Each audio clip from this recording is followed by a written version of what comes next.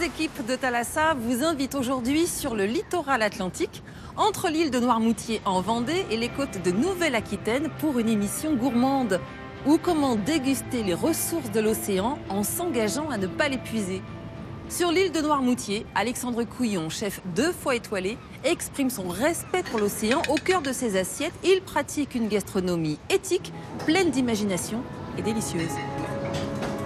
Le client, il nous fait confiance. Il pousse la porte de cette maison en se disant « Si je viens ici, je dois avoir les meilleurs produits de la mer. » Ce poisson, il arrive dans nos cuisines, on s'en occupe tout de suite.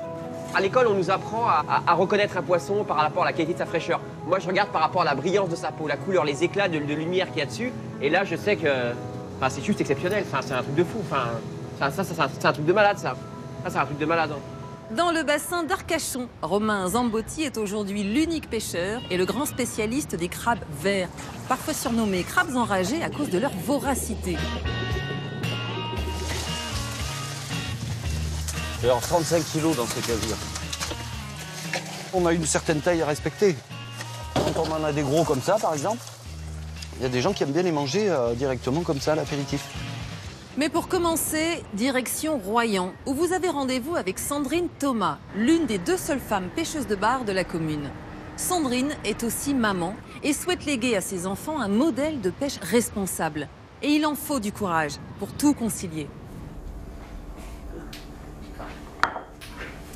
4 heures du matin, pour Sandrine Thomas, la journée commence pour le moins tôt.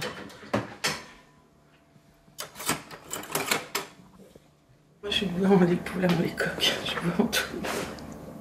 Cette maman de 4 enfants va passer la journée en mer. À partir de 6h30 du matin, je commence à téléphoner. Vous êtes debout, n'oubliez pas vos cahiers, nanana. Et puis après, ils prennent le transport scolaire. Ça, tu gères du bateau? Ouais, ça, je gère du bateau. Mais bon, maintenant, ils sont quand même relativement grands, mais plus petits, c'est pareil, t'es toujours en stress. Est-ce qu'ils vont rater le bus? Moi, ça arrive souvent. Hein. Un dernier petit mot pour la maisonnée assoupie. Et la voilà partie, direction le port de pêche de Royan. Un choix de vie, pas tous les jours facile pour une maman. Plus jeune, j'avais l'impression que j'étais coupée en 2. J'avais envie d'aller travailler, puis de toute façon, t'es obligée d'aller travailler, hein, je peux pas non plus. Puis de l'autre côté, je me disais, mais qu'est-ce que je fais là? Je devrais être avec eux. Un dilemme, mais pour la bonne cause. Car Sandrine et son mari Eric font partie de cette nouvelle génération de pêcheurs engagés et responsables. Leur Graal, le bar à la ligne.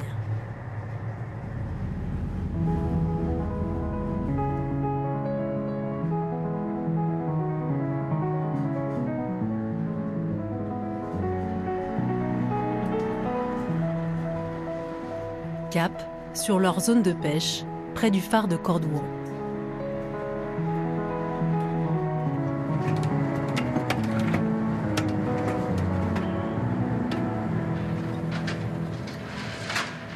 Au lever du jour, ils doivent d'abord remonter le chalut. Le bar est un prédateur, un chasseur qui se nourrit uniquement d'appâts vivants.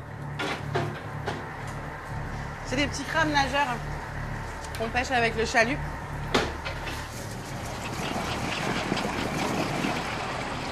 Avec ces petits crabes là, c'est vraiment un truc que le bar il aime beaucoup. Et c'est vachement sélectif, on fait très peu d'autres espèces, on fait quasiment que ça. On va le piquer juste sur le bord de la carapace. Et il va rester vivant au bout de l'hameçon. Aujourd'hui le bar, hier la pêche à la coquille Saint-Jacques en Bretagne ou aux oursins en Méditerranée. Depuis 10 ans, ce couple vit grâce à la mer. Déjà, on partait souvent en mer. On avait nos vacances étaient en mer, c'était sur un voilier avec des gamins. Alors le fait d'aller travailler en mer, ça me posait pas plus de problèmes. Moi, j'avais l'impression que je jouais. Au départ, je l'ai pas pris super au sérieux, quoi. Carrément, j'en ai besoin, quoi. Enferme-moi dans un bureau, je suis pas sûre que je vais tenir ou que mes collègues vont tenir bien longtemps, quoi. Je suis là. Heureusement que tu étais là. Hein.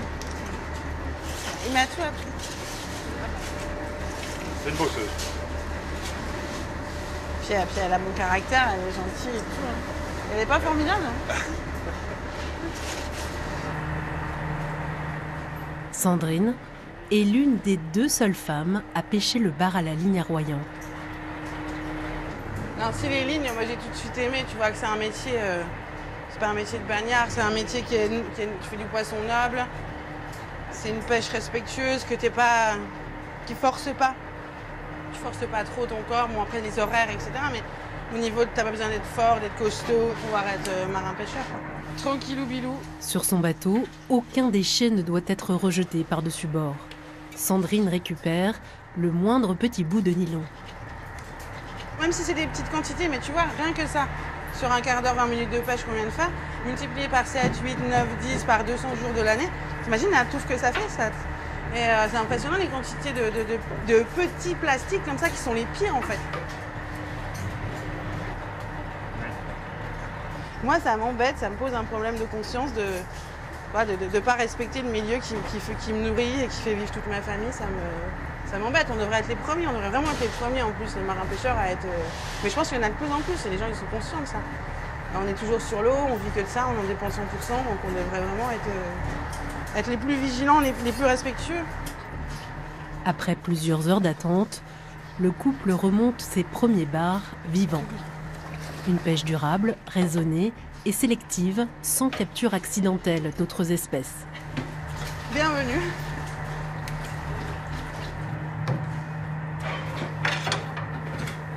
Alors je vais les garder vivants parce que je suis en train de les déstresser de la pêche. Ils ont lâché des hormones de stress, toi comme un gibier que tu auras pour chasser avec des chiens à la chasse à courre. Donc là ils sont en train de se reposer et d'éliminer dans le noir toutes les toxines qu'ils ont produites.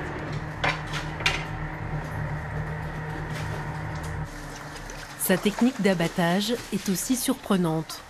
Sandrine est allée se former au Japon pour apprendre l'ikejime, une pratique ancestrale dans le but de faire souffrir le moins possible l'animal. Ils sont bien, hein. Mais là, il est en mort cérébrale, ça y est, ils sentent plus rien. Ça a duré 2 secondes.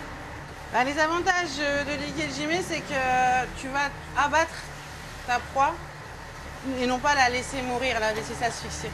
Alors tu lui évites toutes les souffrances qu'il peut y avoir. Et le but de tout ça, c'est d'obtenir la chair que tu vas pouvoir laisser maturer, garder beaucoup plus longtemps. Pour ces poissons d'exception, Sandrine privilégie la vente directe. Elle n'est même pas au port que des poissonniers l'appellent pour réserver leurs poissons. Écoute, je vais déjà essayer de les pêcher, bébé, et puis je te rappelle dès que j'ai fini la marée, d'accord? Il y a Émilie Gâteau qui nous commande 5 poissons de 1 kg. En marche, s'il vous plaît. À tout à l'heure. Bisous. Ciao. Il y a eu 72 bars. C'est une bonne journée. L'enjeu pour ces pêcheurs nouvelle génération, c'est d'améliorer la traçabilité de leurs poissons. Sur ces étiquettes, le consommateur peut savoir exactement où, quand et par qui ont été pêchés ces bars. Flashcall le long du bateau, chaque poisson a un numéro. Et il y a des gens, ils veulent participer à ça, ils veulent manger ce genre de produits comme ils font de toute façon avec les fruits, les légumes ou la viande. Il y a une traçabilité et une visibilité que tout le monde veut connaître. Mais sur le poisson, c'est pas encore ça. Sur le poisson, c'est pas du tout ça.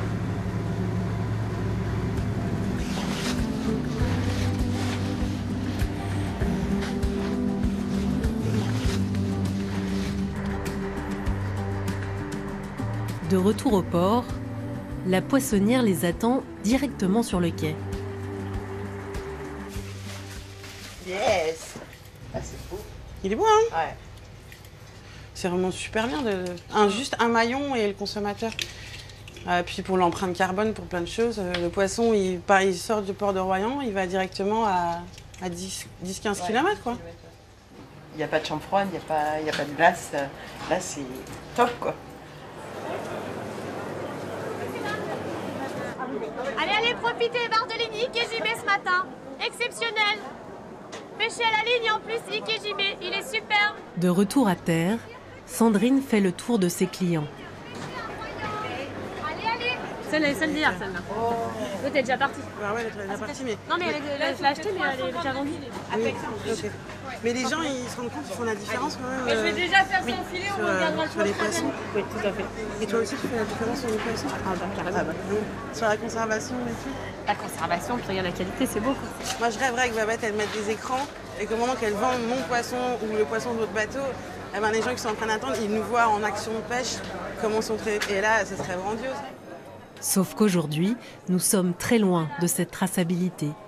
À part les poissons haut de gamme comme ceux de Sandrine, sur la plupart des écriteaux, impossible de connaître le lieu ou la manière dont le poisson a été pêché, ni même si c'est la bonne saison. Merci. Acheter un poisson de saison, c'est acheter un poisson qui n'est pas en pleine période de reproduction. Un enjeu capital pour la préservation de la ressource. L'hiver, le bar se regroupe pour frayer, mais rares sont les pêcheurs dans le golfe de Gascogne qui respectent cette période de repos biologique. Moi, je crains qu'on pêche trop pendant les périodes hivernales, avec des engins de pêche qui sont trop performants. Faire des gros prélèvements sur les frayères, ça va ralentir quand même le renouvellement de l'espèce. C'est pas la peine de travailler davantage sur la performance pour aller tuer plus de poissons avec des méthodes encore plus efficaces. Moi, je pense que c'est absolument pas la solution. C'est la destruction la plus immédiate possible. Ça.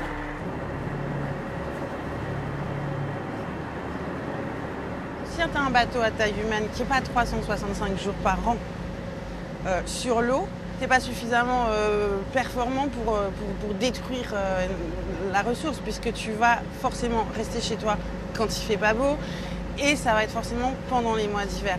Donc nous, les petits navires, le repos biologique, on le fait, et c'est un repos biologique pour la nature et puis pour nous-mêmes.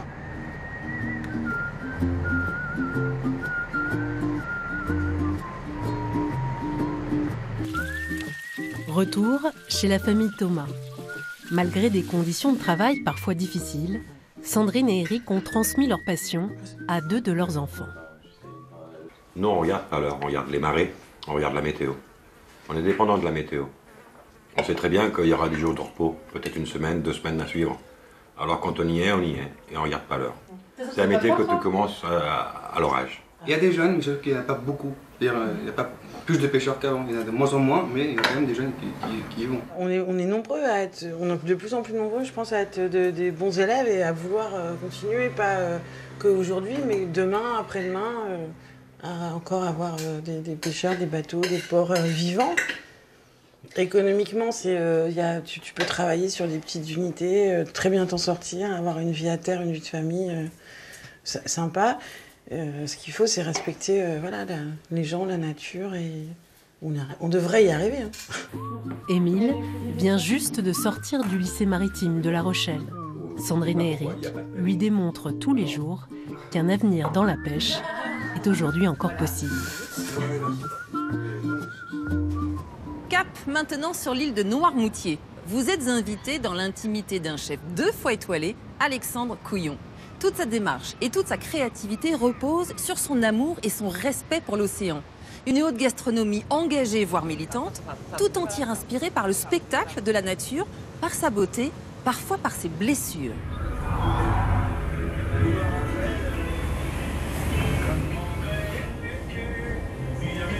Deux heures avant le lever du jour, à bord de l'Exocet, à 30 000 nautiques des côtes de Vendée. David, patron marin-pêcheur, et ses 2 matelots jettent la dernière ligne d'hameçon à la mer. Une pêche responsable. Il n'en lancera que 5.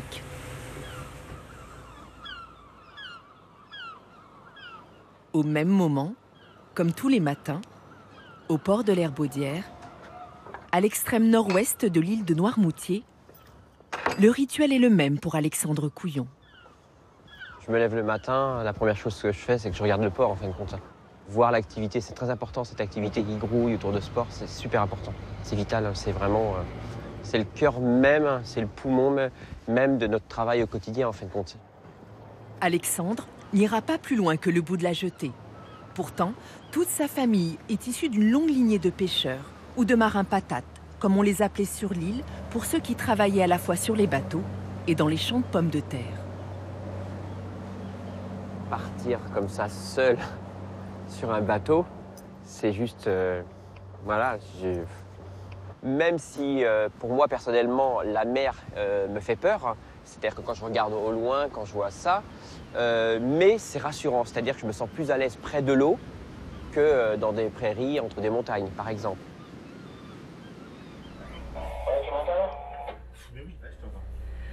À bord de l'Exocet, les poissons sont relevés à la main. Une technique artisanale qui correspond parfaitement aux attentes d'Alexandre. Si j'en suis là aujourd'hui, c'est grâce à eux, c'est grâce aux pêcheurs, c'est grâce à cette façon de voir et cette philosophie de travail de se dire on a un poisson, il faudrait qu'on l'ait encore de plus en plus frais. Il faut le respecter. Il ne nous en faut pas beaucoup. Il faut prendre ce qu'il y a, ce que la mer nous ramène. Après 12 heures passées en mer, le ligneur de David met le cap sur le port. À terre, Alexandre guette son arrivée.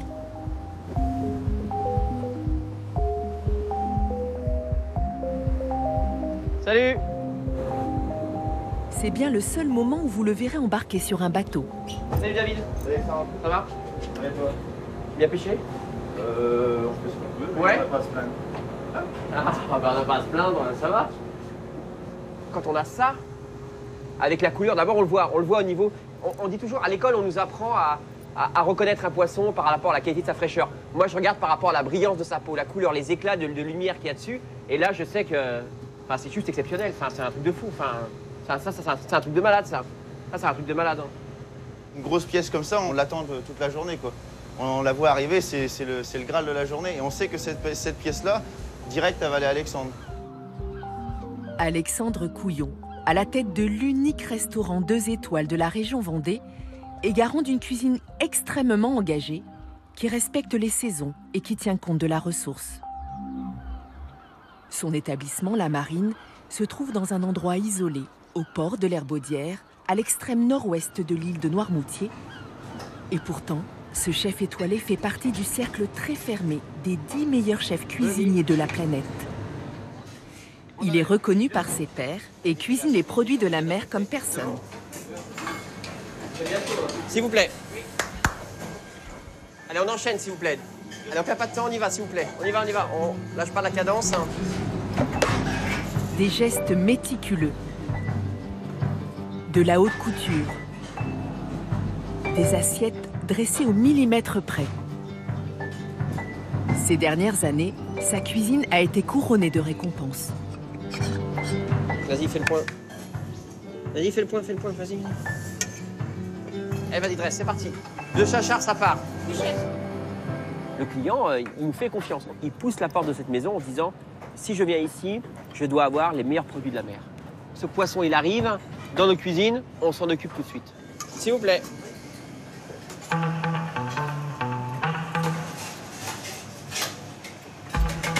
Ce n'est pas juste de la haute gastronomie servie dans de jolies assiettes. Alexandre Couillon fait aussi partie du cercle très restreint des chefs étoilés engagés. Le restaurateur doit éduquer cette clientèle en leur expliquant, voilà, eh ben, il n'y a pas ça, on fait ça. Il n'y a pas ci, il y a de la vieille, il y a du grondin, il y a du chinchard. Il n'y a pas de tricherie.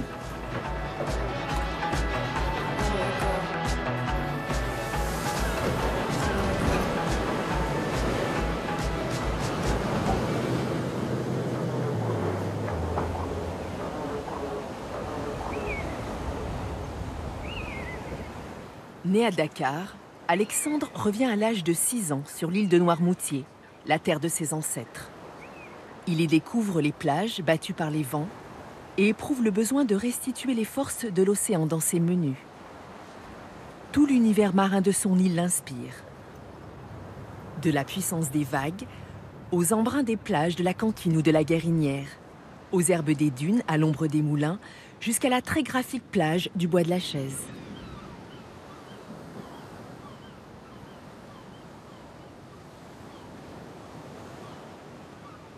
La mer m'a donné énormément par rapport à mon travail, par rapport à ce que j'en suis aujourd'hui. Ce côté marin, maritime qui fait la force de notre cuisine. Et puis aujourd'hui, c'est aussi beaucoup de souvenirs parce que quand on est gamin, la pêche à la crevette, le bonheur de soulever cette roche et de voir ce qu'il y a en dessous, cette vie. Alors un petit crabe qui part par-ci, 2-3 crevettes. Les plages de son enfance ont aussi été témoins de moments plus dramatiques, avec le naufrage du pétrolier Erika en 1999. C'était notre première année, on était tout jeunes. Et puis dans le courant début décembre, aux alentours du 10 décembre, Erika, on se retrouve sur ces plages, toutes ces côtes atlantiques jusqu'à la Bretagne, où toute la mer, tous les rochers, la faune aquatique, les oiseaux, tout est souillé par ce mazout, par cette masse noire.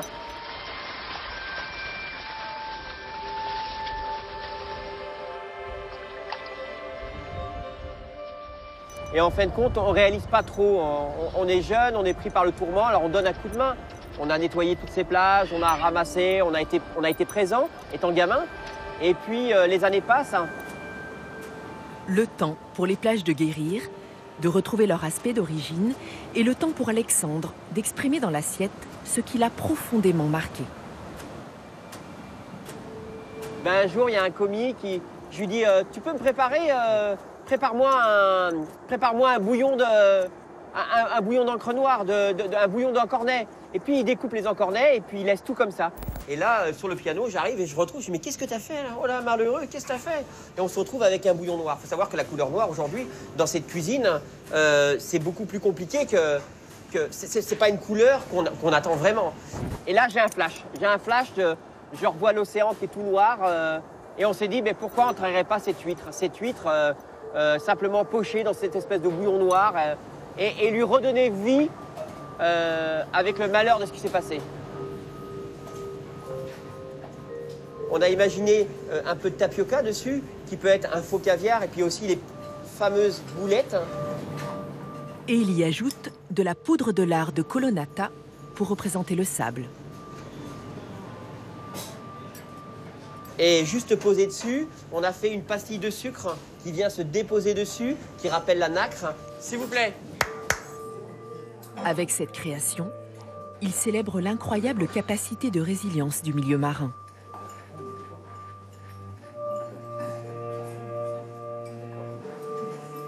Et en fin de compte, on a conservé ce plat depuis quelques années. On l'a enlevé de la carte, on nous l'a redemandé.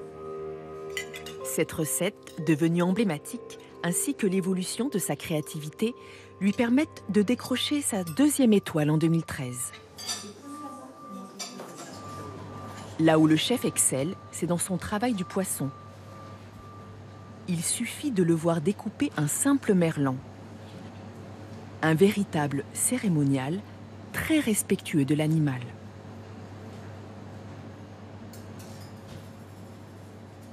On va pouvoir simplement le désarrêter. On va le cuire très peu cuit. On va récupérer ces parties de ventre qui peuvent servir simplement à confire dans un lait avec un peu d'ail pour pouvoir faire comme un espèce de petit bouillon avec le ventre qui est un peu gras et très léger. On va récupérer bien sûr toutes les parties des arêtes pour pouvoir faire les fumets. En fin de compte, l'idée c'est ça. C'est vraiment qu'on ait ce poisson qui arrive et qu'on lui dise je te promets, on va s'occuper de toi de A à Z. Pour accompagner ces poissons d'exception et pour respecter son engagement, il utilise bien sûr des légumes qui sont cultivés sur son île, dans son potager, à moins de 5 minutes de son restaurant. Il y a beaucoup de réglisse sur Noirmoutier. C'est une plante qui poussait un peu ici, dans les murs. Alors il fallait un peu chambouler quelques murs pour pouvoir atteindre les racines. C'est marrant parce qu'aujourd'hui, on le refait au restaurant. On fait une guimauve à partager pour deux qui est enroulée comme un grand serpentin que les gens partagent.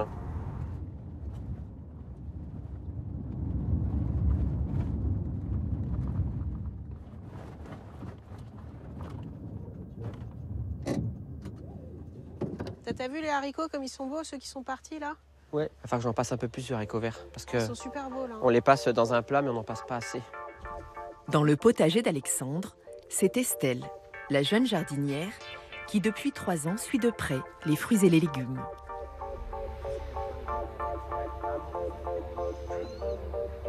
En fonction des saisons et des envies du chef, elle y organise les cultures. Elle a la responsabilité des tomates, des poivrons qui finiront de mûrir à la fin de l'été et des potirons qui seront dégustés cet automne. Le végétal a pris une place énorme dans notre cuisine. Et aujourd'hui, de venir ici, pour moi, c'est vraiment... ça me coupe, en fin de compte, de cette cuisine. On coupe le cordon à chaque fois que je viens ici. Il y en a plus sur celui-ci. Ce matin, la pépite du jour, c'est le cassis de Bourgogne.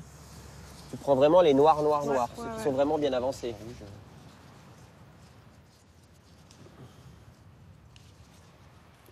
Ah, c'est cool.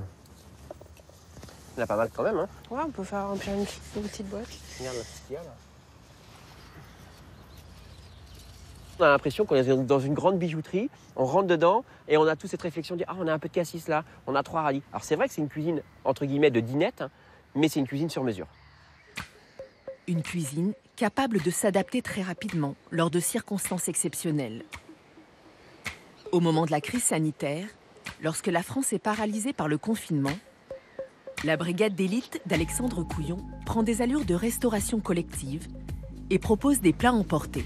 Après, on va les chevaucher de façon à ce qu'on voie que face à cette crise, on a imaginé des box, simplement un menu à emporter, entrée, plat, dessert.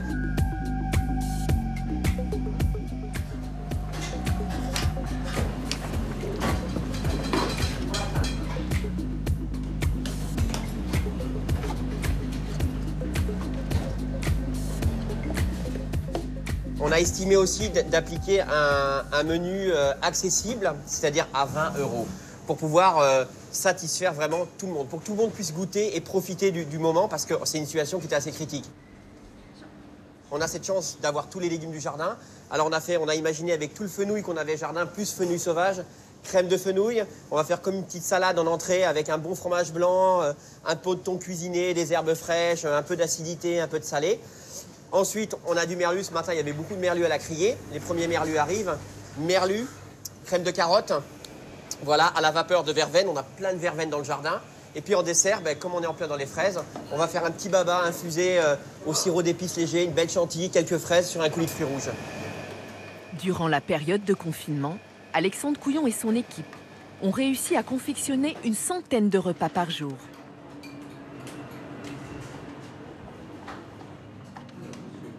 Voilà, messieurs, dames. Merci à vous. Bon appétit. Au plaisir, au revoir. Un véritable tour de force pour les cuisiniers qui d'ordinaire ne servent que 20 clients par service. En faisant le choix de se perfectionner dans les cuisines d'Alexandre Couillon, les apprentis et les jeunes chefs ne s'y sont pas trompés. Ils sont surtout venus rencontrer un homme et s'inspirer d'un parcours, d'une démarche. Un jour, j'ai eu Jack, un Américain de Chicago, qui est venu travailler chez nous. Et je lui ai dit, voilà, textuellement ce que je vous dis. Je lui ai dit, mais qu'est-ce que vous êtes venu faire ici? Mais chef, vous comprenez rien. Je suis venu ici pour voir comment un mec comme vous peut arriver à créer son histoire dans un lieu différent de ce qu'on peut connaître au quotidien. Et je lui ai dit, mais toi, tu vas faire quoi plus tard? Il me dit, moi, quand je vais rentrer chez moi dans quelques années au pays, je vais sillonner la France, l'Europe. Eh bien, je veux pareil. Je veux mon restaurant avec cette liberté, avec mon jardin, avec les produits locaux, avec ce qu'il y a sous mes pieds. Je veux travailler avec la terre. Folie douce au carré.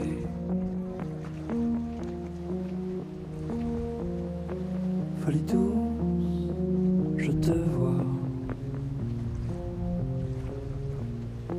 Alexandre Couillon, cet enfant de Noirmoutier, est en train de créer une philosophie de travail, un mode de vie, une cuisine engagée qui pourrait bien faire des émules. Folie douce au carré.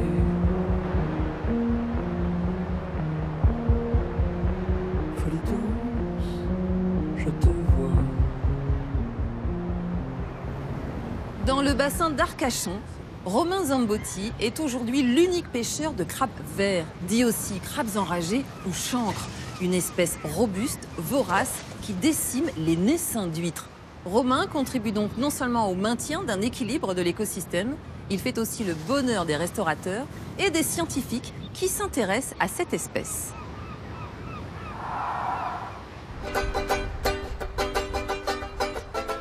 Sur le bassin d'Arcachon, quand la mer se retire presque complètement, on y découvre des lieux irréels, presque lunaires, où le sable et l'eau s'entremêlent.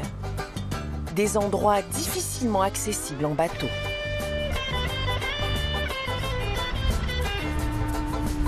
Ah, il y a encore un peu d'eau, hein, c'est bon. Romain Zambotti est un habitué du site. Il en connaît chaque recoin. Tu touches pas? Je frotte un peu, ouais. Ah ouais. Romain a grandi sur le bassin les pieds dans l'eau. Il a été tour à tour moniteur de voile et pêcheur professionnel. Allez, tu peux jeter l'ancre. Il va faire découvrir à Alexia Leger, biologiste à la station marine d'Arcachon, le territoire de son enfance.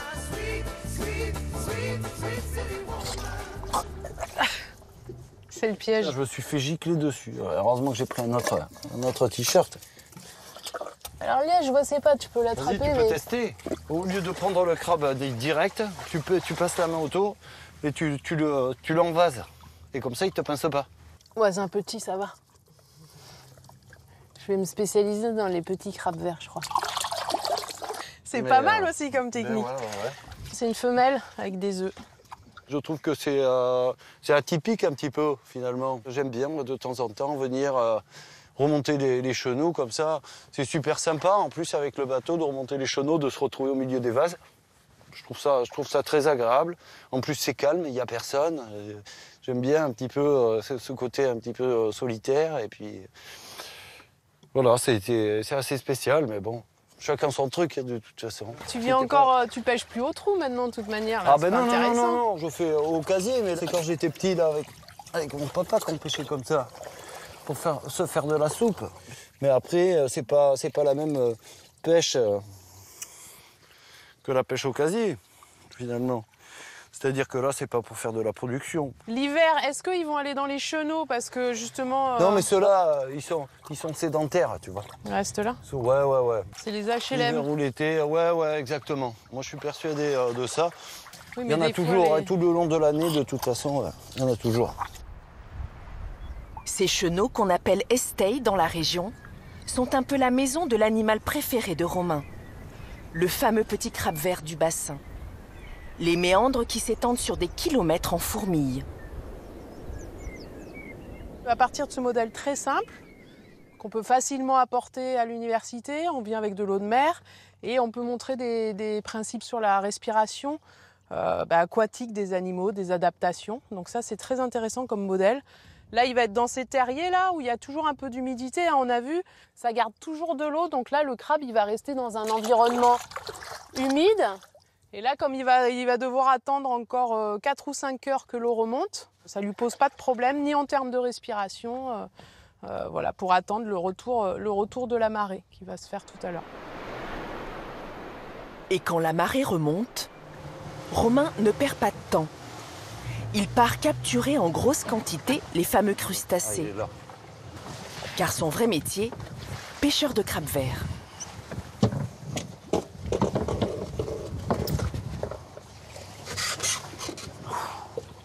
Aujourd'hui, il est le seul sur le bassin à en pêcher. Il y a 30 ans, ils étaient une dizaine à pratiquer cette pêche artisanale.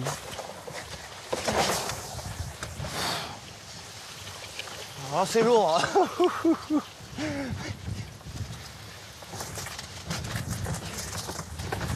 Il y a 35 kilos dans ce casier.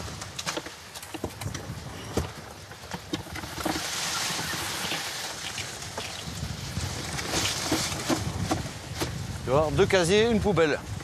La poubelle, ça fait 60 kilos. Les crabes, c'est physique, donc au moins, ça entretient la forme. En une semaine, Romain est capable de relever jusqu'à 500 kilos de crustacés. Pour parvenir à ce résultat, il s'est renseigné sur la vie des crabes et sur ce qu'ils aiment manger. Il a passé plusieurs années à tester et à fabriquer les bons pièges. Je prenais des petits morceaux de poisson, en fait, finalement. Et puis je faisais un peu des courses de crabes. C'est-à-dire que je prenais un bout d'un poisson, un bout d'un autre, je les mettais. Et en fait, je regardais un petit peu sur quel poisson ils arrivaient le plus rapidement. Donc après, j'ai compris que c'était des poissons gras, mais ce que je ne savais pas, c'est qu'il fallait que ça soit super frais. Et puis avec quelques conseils des anciens aussi, récupérés par-ci par-là. J'en ai pas eu beaucoup des conseils, je me suis beaucoup débrouillé tout seul, mais j'observais quand même les anciens qui faisaient les crabes, donc j'ai de la mémoire. Au bout d'un moment, je sais à peu près où y poser. Et c'est terminé. Pas complètement.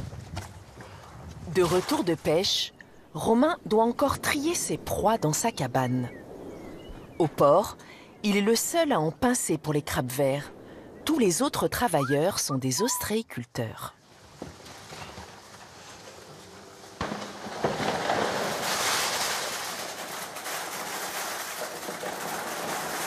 Le travail de Romain est fastidieux. Après chaque pêche, il prend le temps de les sélectionner, de les nettoyer, afin de les garder bien vivants. Tous ceux qui vont partir dans les coins, automatiquement, c'est ceux qui sont en pleine forme.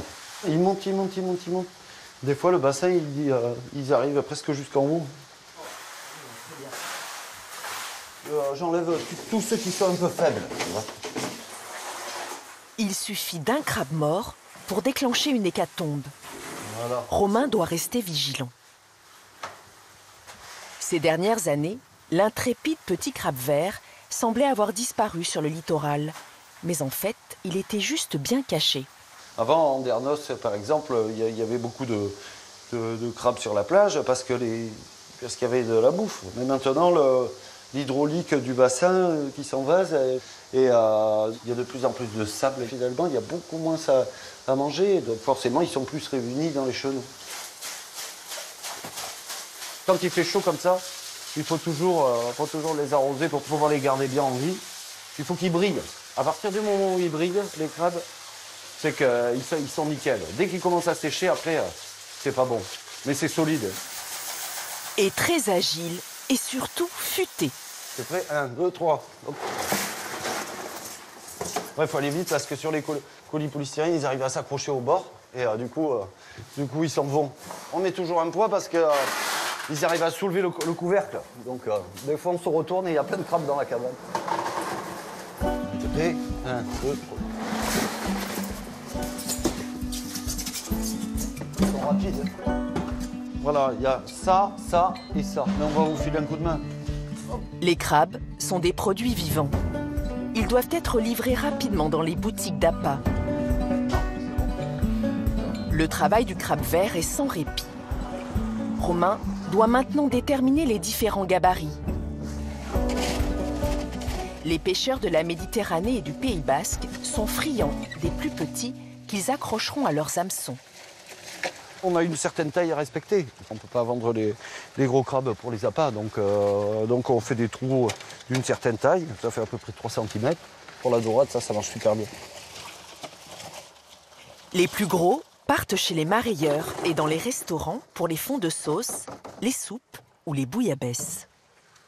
Quand on en a des gros comme ça, par exemple, il y a des gens qui aiment bien les manger directement comme ça à l'apéritif. Ça, c'est un beau mâle, qui est en forme d'ailleurs. Mais bon, il y a de quoi faire, de toute façon. On va pas épuiser la ressource, ça. À chaque étape, il y a toujours le petit fugitif, l'aventurier, qui ne finira pas dans les assiettes des restaurants. En tout cas, ce ne sera pas pour cette fois.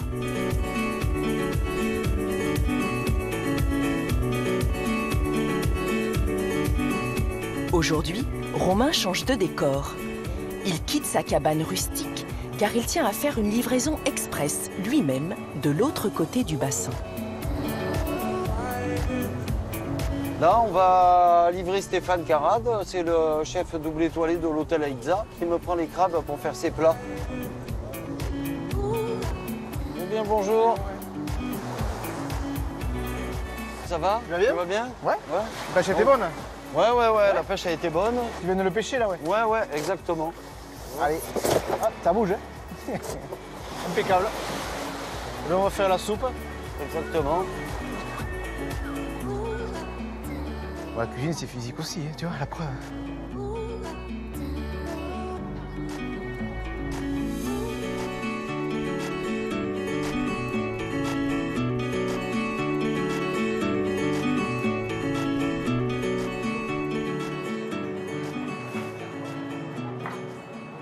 Je démarre avec de l'huile d'olive. Et là, ça va faire un grand... On remet un coup. Hop. Moi, j'ai toujours connu le crabe vert. J'ai 52 ans. Voilà. Et puis, avec mon grand-père, on pêchait les crabes, on pêchait les anguilles. Le crabe vert, on l'a toujours cuisiné. Puis, il y en a pas mal sur le bassin. Donc, on a des munitions, quoi. C'est parti. Un dernier coup de mixeur pour retirer tout éclat de pince ou de carapace.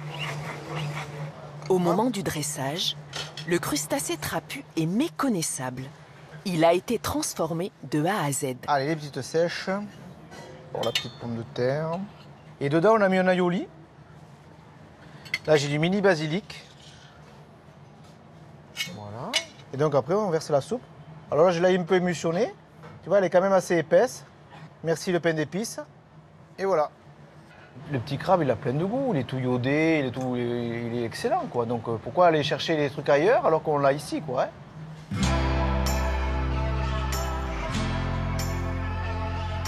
S'il ravit les papilles du chef et fait le bonheur de Romain, l'intrépide petit crabe n'est pas toujours apprécié de tous sur le bassin. Notamment chez les ostréiculteurs. Apparemment, les chenaux gorgés de vase et de nutriments ne lui suffiraient pas. Les plus jeunes s'inviteraient dans les poches pour déguster les bébés huîtres. Alexia, la scientifique, vient observer les dégâts sur les parcs de Fred Beaunieu. Tac. Ils font tous la même taille. Hein. Ouais. Ça, c'est des crabes jeunes en plus. Oui, ceux-là, oui. Ils sont tous comme ça dans les poches. C'est quasiment dans chaque poche, il y en a au moins un comme ça. Tac. Même gabarit. Je les vois si ils sont dessus, mais sinon je les entends. Les huîtres, elles bougent pas. Tac. Là, il est là. Voilà encore. Il y a peut-être plus de dégâts dans cette poche-là que dans d'autres. Tu vois celle-là? Ouais. Après, s'il casse vers le muscle, bah, du coup, l'huître, elle s'ouvre. Et quand elles sont toutes avec un petit trou dans la coquille, ça c'est flagrant du crabe. Ça. Quand on enferme un prédateur dans la poche, bah oui, ça, forcément sûr. Derrière il y aura de la casse, il y aura de la mortalité dans les huîtres. Pour ça, vous ne pourrez jamais rien y faire en toute manière. Ça... Mais quand on les passe à la main. Voilà. Quand on peut un maximum essayer de le sortir, mais bon. Quand tu les mets en poche, tu les laisses la première année longtemps dans la même poche. Ben, on va les laisser 5-6 mois. Ah ouais, voilà. 5-6 mois ou 5-6 mois, ben, forcément ils vont nous faire de la mortalité. Et bon, celui-là il est rentré il y a un petit moment dans la poche. Ouais, ceux-là, ils sont... La couleur montre c'est que c'est les années, enfin, qui muent encore régulièrement et que c'est des jeunes. Potentiellement, on va dire que là-dedans, là, le crabe, lui, il en a mangé 10-20%.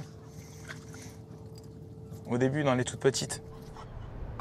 Un pourcentage non négligeable que l'ostréiculteur prend en compte dans ses pertes. Fred Beaunieu connaît bien le fonctionnement de l'animal, car il est issu d'une famille d'anciens pêcheurs de crabes depuis 3 générations. D'ailleurs, il est bien conscient que ce crustacé, présent depuis toujours sur le bassin, joue un autre rôle, surtout pour l'entretien de ces parcs. C'est un nettoyeur pour nous. Donc là, il nous enquiquine dans les poches, mais sur les parcs, il nous aide aussi. Parce que tout ce qu'on va pas avoir le temps de nettoyer, il va en manger un petit peu. Donc, il va nous dépanner un petit peu. Nous, le temps où on est à la cabane, où on n'est pas en train de travailler, lui, il est en train de travailler pour nous sur les parcs un petit peu. C'est un opportuniste, donc une huître s'en trouve, elle n'est pas bien, il va la manger. Les petites, s'il a faim, il va s'y attaquer. Dès qu'il va sentir, là, c'est vraiment, il va profiter de l'occasion. Il ne va pas faire des kilomètres pour aller chercher à manger. Hein. Ce petit prédateur goulu joue les agents doubles. En le pêchant, Romain participe à sa façon à la régulation de l'écosystème du bassin. Sa pêche est plutôt bienfaitrice et pourtant elle n'est pas assez valorisée. Le prix du kilo du crabe est très instable et Romain tient à bout de bras sa petite entreprise d'appât. Ah, je ne sais pas si c'est une pêche d'avenir, parce que c'est contraignant, il y a des choses qui rapportent un petit peu plus. Puis il faut que ça se connaisse un petit peu plus, hein, parce que finalement, les gens n'y pensent pas. Mais c'est délicieux. Hein. On a un produit qui n'est pas très très cher et qui est très bon. Romain espère qu'un jour, sa pêche soit mieux valorisée auprès des marailleurs. Il a toutes les raisons de s'accrocher. Sa pêche est artisanale, écologique, et le goût très iodé du crabe ravive de plus en plus les papilles des plus fins gourmets du bassin d'Arcachon. En espérant que vous vous êtes régalés en notre compagnie, je vous donne rendez-vous très prochainement pour de nouvelles aventures de femmes et d'hommes qui prennent soin de la mer. À très vite.